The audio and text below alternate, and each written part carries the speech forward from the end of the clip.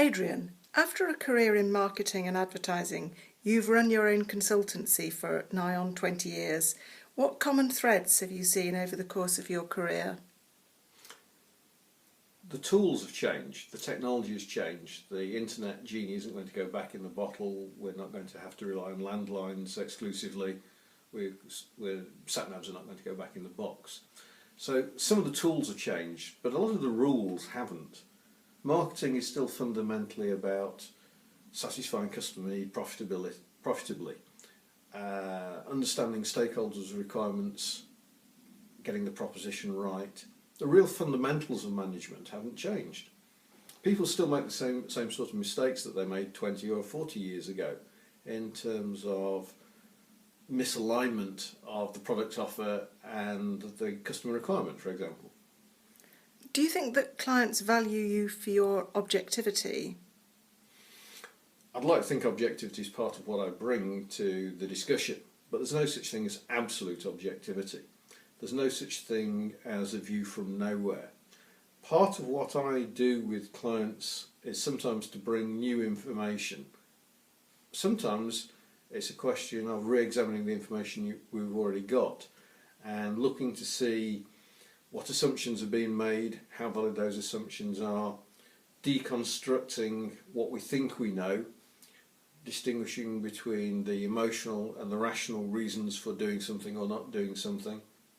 That's not to say emotional reasons are wrong or should never be considered, but we should identify them as such and decide whether emotion is taking over from rationality in a bad way. Can you give a recent practical example?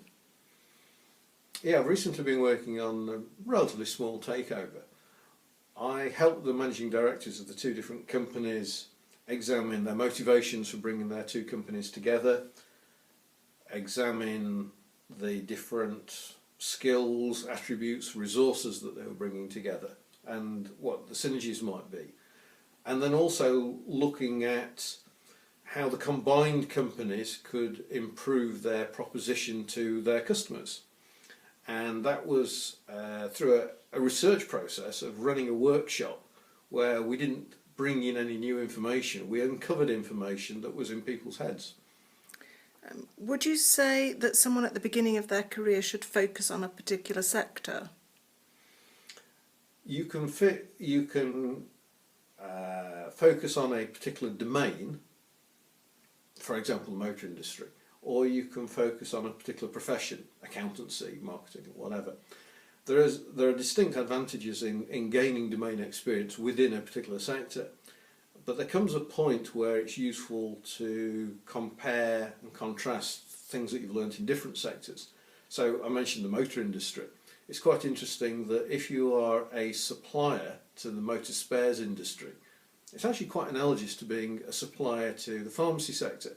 And if you've worked in both, what may be more useful are the general principles that you can bring out rather than the absolute specifics of either sector. What was the best advice you ever gave? The best advice I ever gave to two different clients was the word don't. In one case, it was a reasonably large company that was thinking very seriously about attacking a bigger rival in the PR field. And had they attacked their bigger rival was a master of public relations. They were opening themselves up to all sorts of dangers, and my advice was, why antagonise the bigger rival? I also gave the same advice, don't, in an agency context, where an agency had asked me if I could help them pitch for a piece of business. And my suggestion was, the question was not how to pitch for that piece of business, it was whether or not they should. And I argued that they shouldn't. And my argument was, first of all, the chances of winning the pitch were fairly remote. Secondly, there will be quite a big cost associated with going into the pitch process. But thirdly, if you looked at the detail of the brief, in the unlikely eventuality of them winning that piece of business, the chances of it being profitable were quite remote, because there were specific requirements in the brief which indicated that the end client was a very sophisticated supply chain manager with very specific, difficult to meet criteria. and it was not an attractive piece of business. So my advice was, don't pitch for it. And it's nice when a client takes your advice. In this case, they didn't pitch for it. It saved them quite a lot of money. And it was nice for me as well because subsequently they involved me in another pitch, which I did help them win. And what do you feel you can contribute to a board as a non-executive?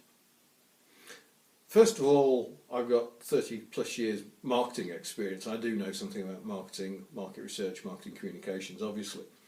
But I think probably more important than that in the role of a non-exec is to be a sounding board, to be able to draw analogies from other sectors, and to have the ability to advise on the basis that you have your nose in but your fingers out, by not being involved in the day-to-day transactional tasks, the day-to-day operational tasks, and concentrating more on strategic issues and identifying sometimes, or helping to identify, what those strategic issues are.